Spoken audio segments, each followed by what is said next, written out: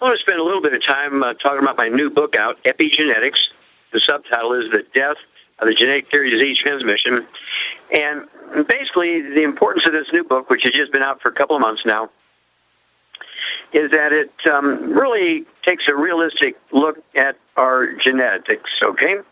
You have to appreciate that when genetics were first proposed, remember that word proposed, to be the all and end all when it came to whether you were determined to have any particular disease or not, how long you were going to live. It was felt that you were either born with good genes and they were perfect and everything was going to go right and you're going to live a long time and be healthy and be smart and have good IQ and fast and strong, have good immunity against diseases. Or you had bad genes and you'd wind up when you were 50 years old with Parkinson's disease or Lou Gehrig's disease, or you're going to wind up with fibromyalgia and lupus and heart disease, and those things were attributed to having bad genes. Well, when I started doing autopsies on both animals and people back in the 1960s, 1970s on the big project, the Center for the Biology of Natural Systems, I actually wound up doing about 20,000 autopsies, 17,000 and some change over 454 species of zoo animals. That was with Marlon Perkins from the famed Mutual Omaha Wild Kingdom show, and 3,000 human beings for comparison, and 10 million chemistries, 10 million slides with special stains. And they were looking for pollution as a contributing cause to all these diseases.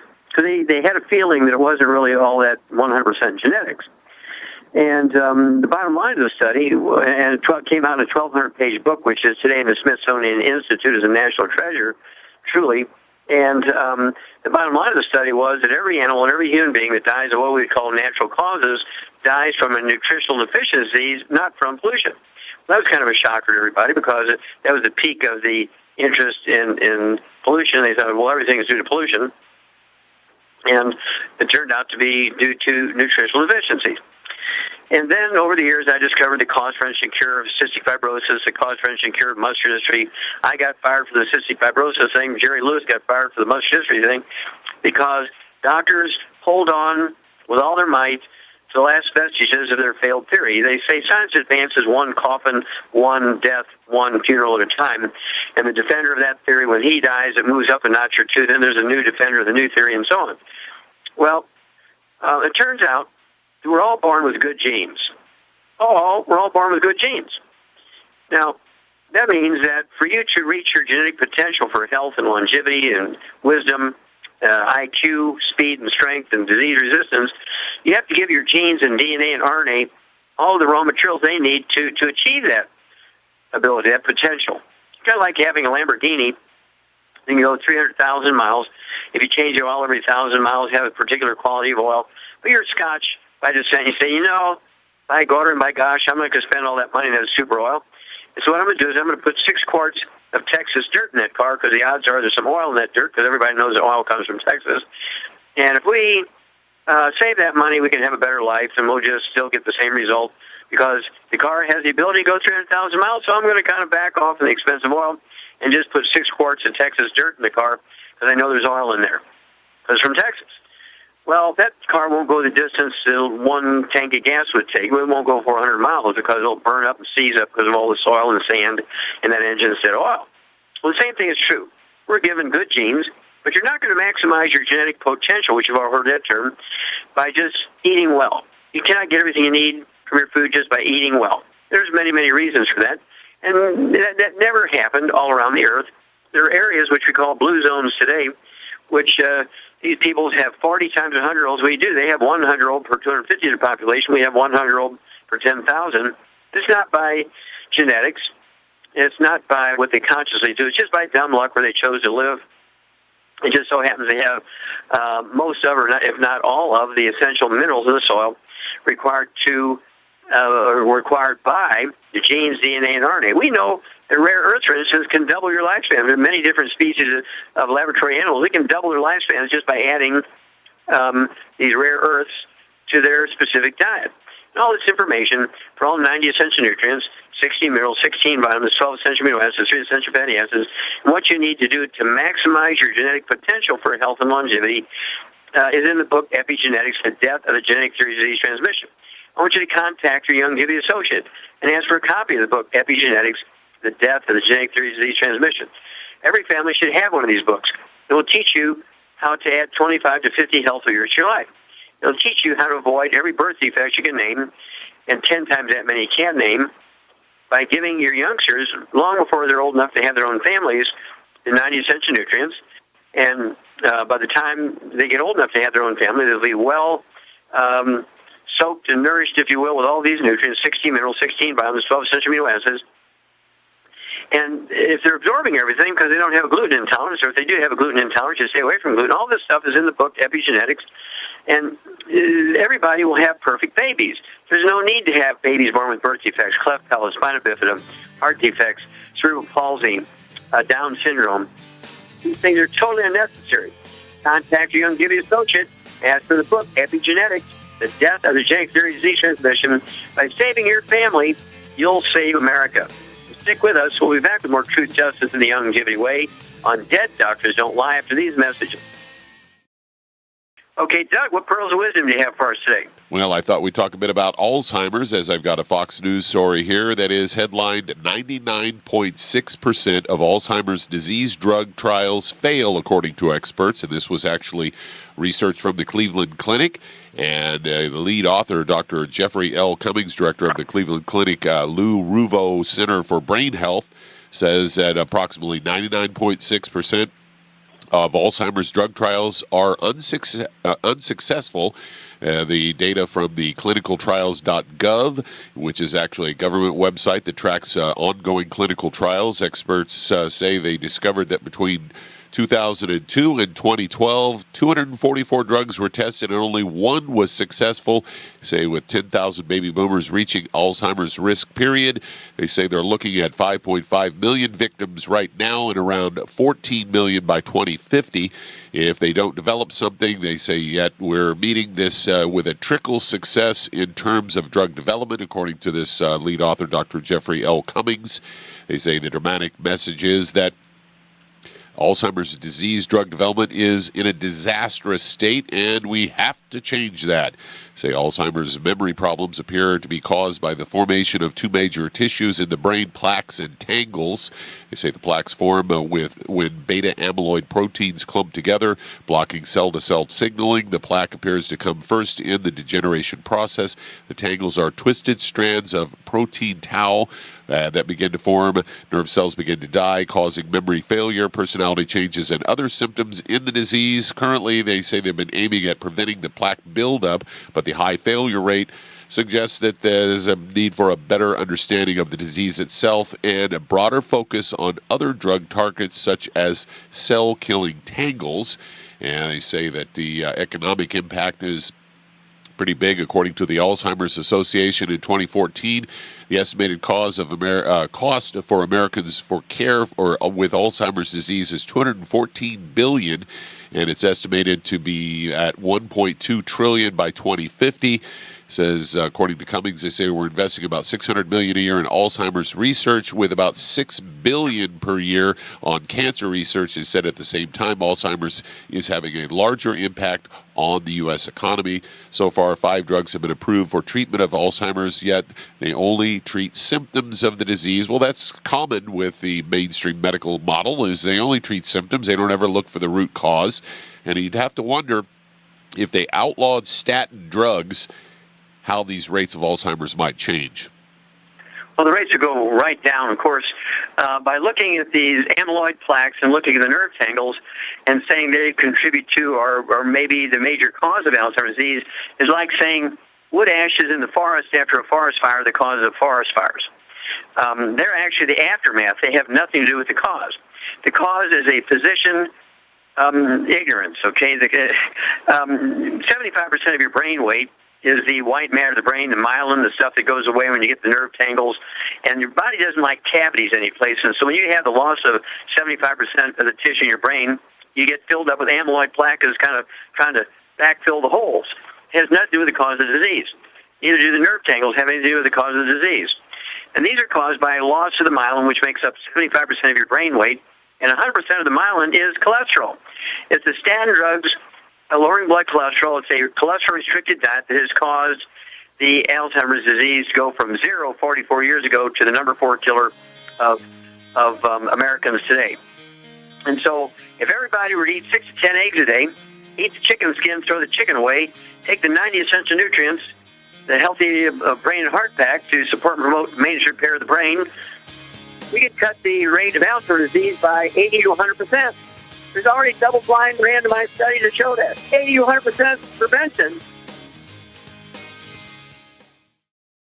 Okay, Doug, let's go to callers. Let's head to Stockton, California. And Linda, you're on with Dr. Wallach. Well, Linda, you're on the air. Okay, doctor. My husband he weighs 225 pounds. He's 68 years old. He's 6 feet tall. And the pollen is really bad here right now. And he is coughing real bad. He coughs up phlegm. And he's allergic to dairy, too. And those two together, it hit him hard. Sure. Okay, now, does he have any history of skin problems like eczema, dermatitis, or psoriasis? No. Does he have any history of constipation or diarrhea? No. Did he have his appendix out? No. Okay, very good. I did call a few weeks ago, and he had passed out. He was dizzy, and it was his heart, kind of. What you said it wasn't. So you put him on the heart and brain. He is no longer dizzy. He is no longer weak. And he did his stress test, and he passed it. Okay, well, congratulations. Thanks for that feedback. Okay, well, for the allergies and stuff, what I would do is, in addition to what he's doing, because he's doing well on it, get him the CM Plus capsules. Get him the CM Plus capsules, and have him take 3 of those twice a day, be 2 bottles a month. That's going to give him global anti-inflammatory stuff. I'd also get the Ancient Legacy Raven Sarah oil. Put a couple of drops of that on his hands 2 or 3 times a day. Let him rub his hands together and smell it.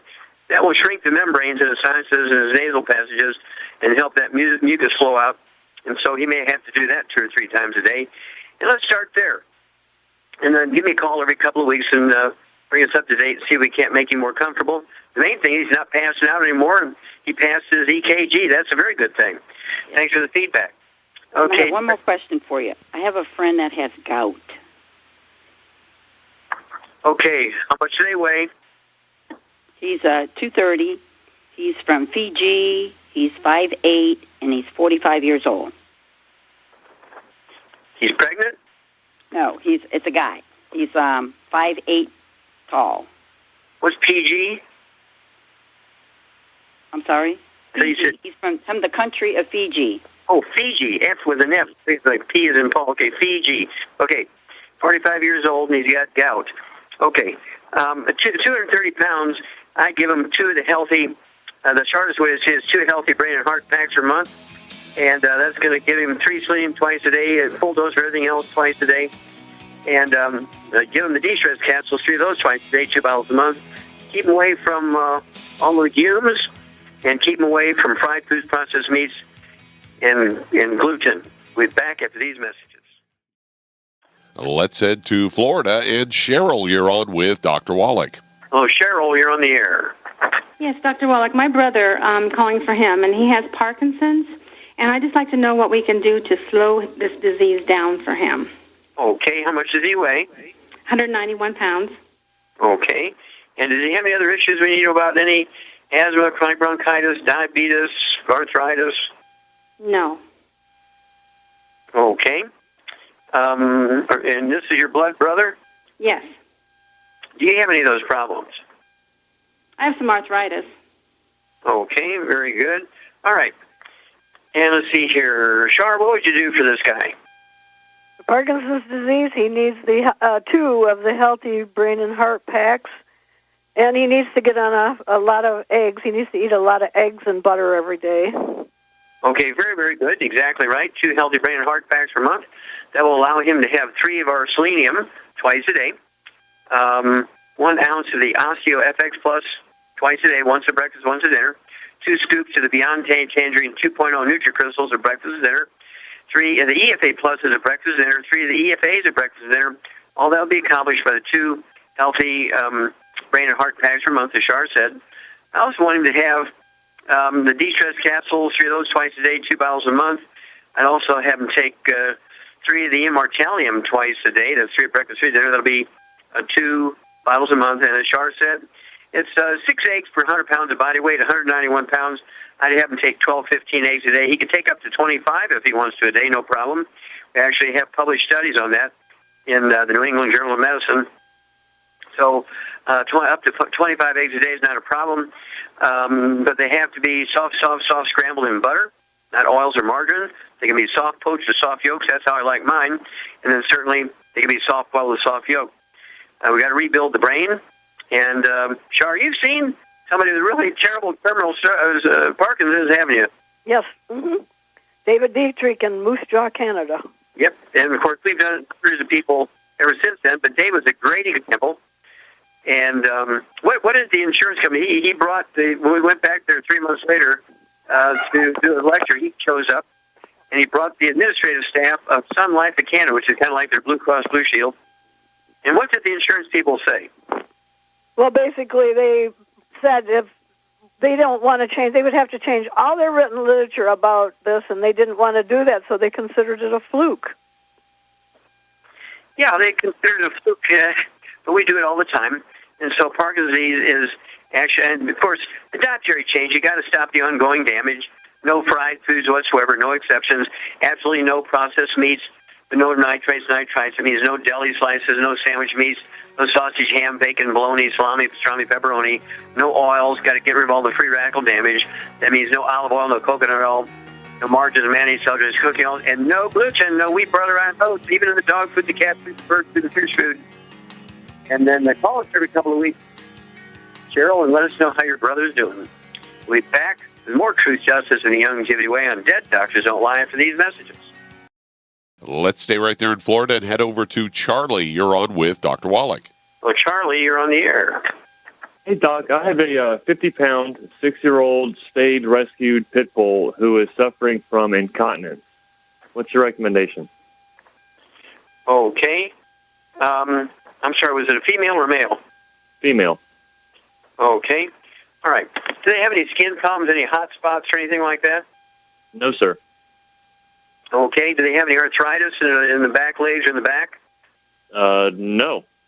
Mm-hmm. Okay. Do you know if it had been in any accident, car accident or anything like that? Not to my knowledge. She was a rescue dog, and I got her when she was 1. I got you. Okay. Well, incontinence can be caused by a couple of things. Particularly like a middle-aged dog, 6 years old. This can be caused by arthritis, degenerative disc disease, particularly if she wasn't eating well, living off the street, eating out of dumpsters and all that, who knows. Maybe just being fed table scraps.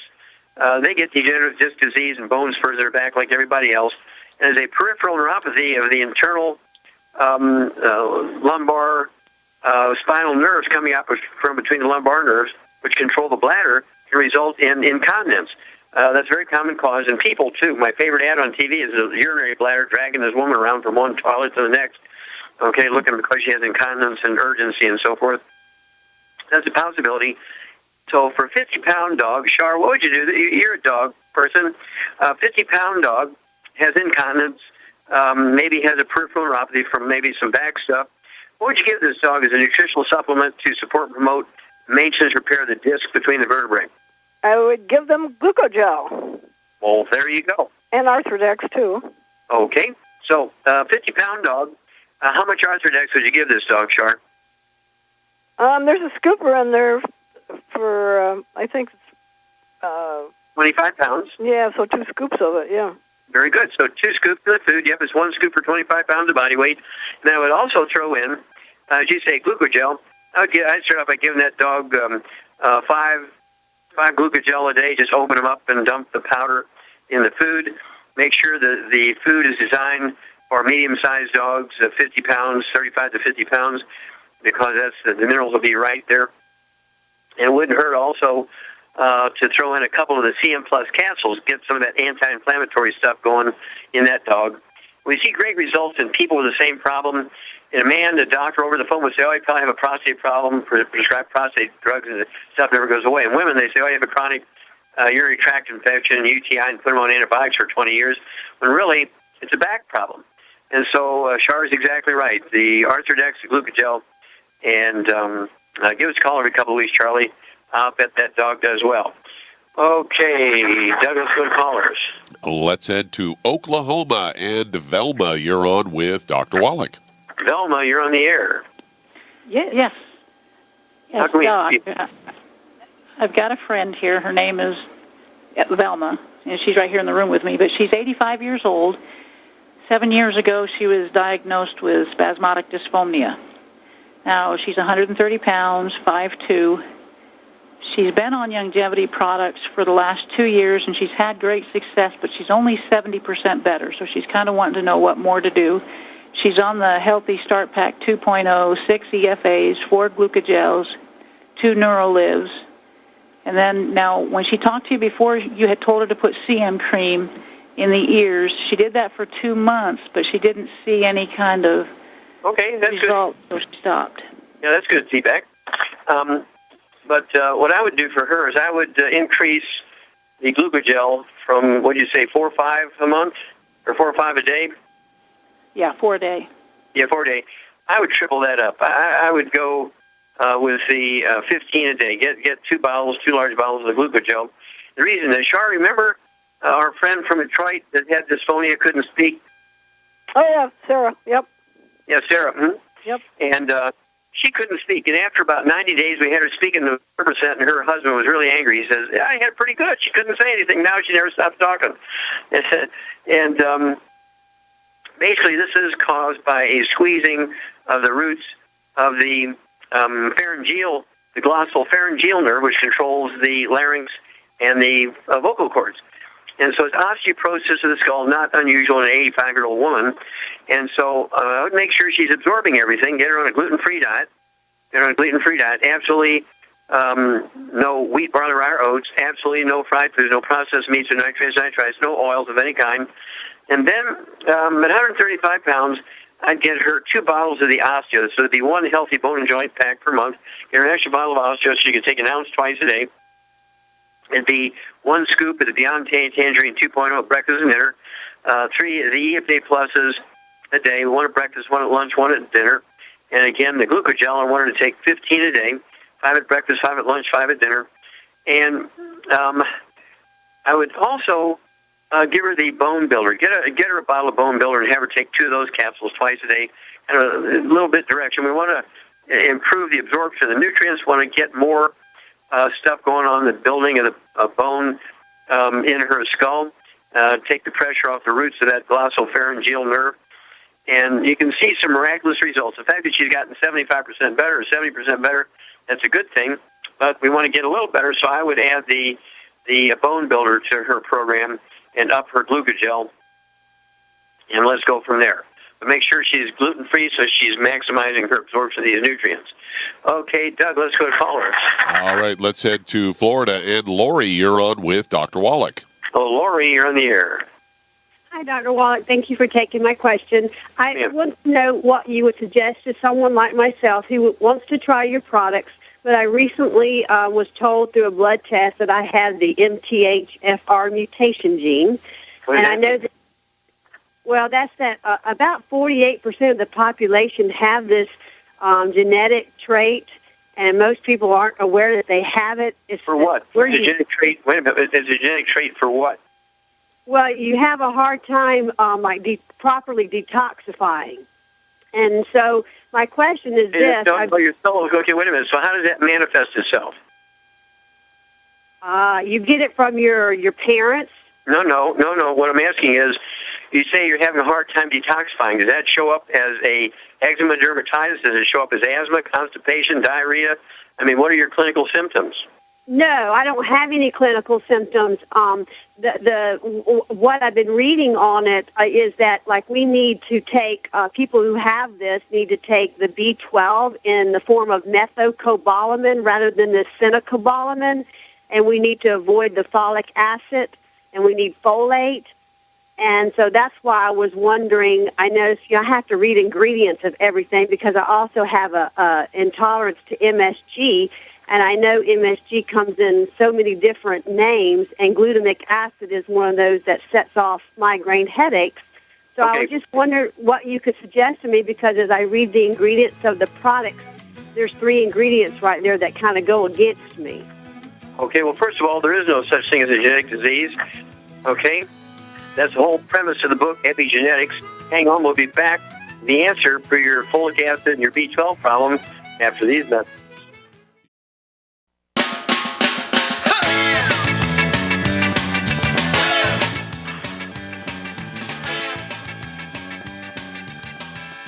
We're back with Dead Doctors Online, the ZBS Radio Network. Dr. Joel Wallach here for Youngevity, 90 for Life Crusade.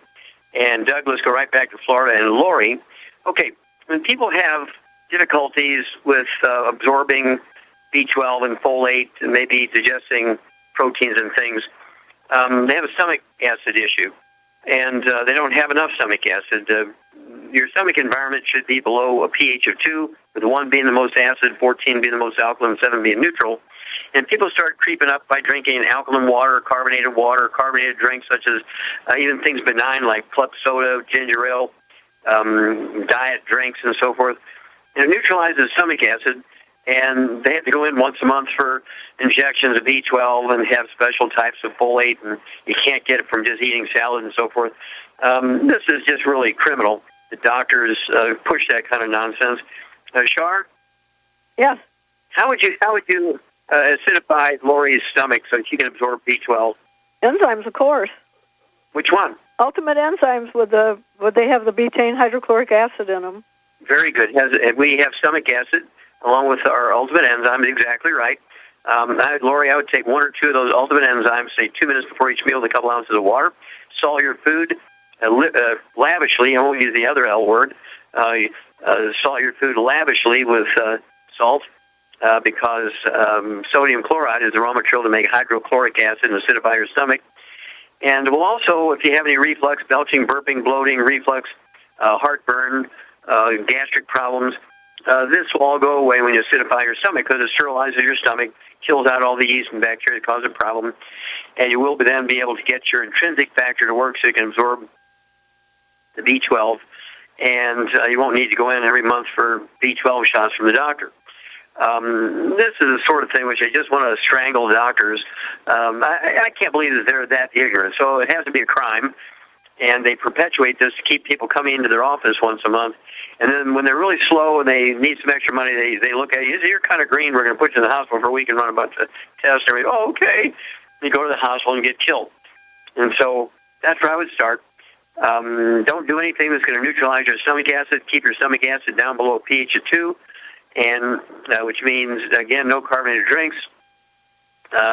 Absolutely no alkaline water during meals, not an hour before, during, or hour afterwards. And then you take the 90 essential nutrients. It'd be 1 healthy start pack. Maybe just the easiest thing to do is just take 1 healthy digestion pack for 100 pounds of body weight, and then divide up the calculated dose here, having a half of the calculated dose at breakfast, after dinner time, and then call us every couple of weeks and let us know how it's going. And I just have to giggle at the way people's lives are directed by an absolute insane mistruth and lie. Okay, how much time we have here, Doug? Just over a minute. Just over a minute. Well, I'm going to give this one to Shar. Shar, we have to do this once a month. We have to remind people, what would we do to prevent a lot of diseases, add many healthy years to our life, and so we don't have to go to the doctor for unnecessary surgery and pharmacy? What would you do? You take the Healthy Start Pack as a maintenance, and if you have any issues, you can add to it whatever's wrong with you. And it's a sin when doctors don't tell people, like they got their kids in sports. We had that Wes Leonard die of a cardiomyopathy heart attack at 16 years old, and he could have taken Healthy Start Pack and added a little extra selenium to that. He would still be running around playing basketball today, and it's a sin what they do to people, that they let us die needlessly just from lack of knowledge. And they could tell us if they wanted to, but they don't want to. They'd rather see us suffer. And people got to just wake up, and you got to take care of yourself, because you care more about how you feel than they do. And the only way they're going to make money off you is if you don't take care of yourself and you mess up. I don't mess up. I take care of myself. I don't go to doctors because they kill people. I will not take a prescription drug in Michigan because there's nothing you can do. If it kills you or maims you, you can't sue. You can't do anything about it in Michigan. So I will never take a prescription drug ever. Well, you really don't have an opinion on that, do you, Shar? Oh. Okay, well, thank you so much. Super job, Shar. Thank you so much, Doug and Richard. Superlative job. And I want to remind everybody again, be sure to get my new book out, Epigenetics, The Death of the Genetic Theory of Disease Transmission. And thank you so much, Doug and Richard. Superlative job as usual.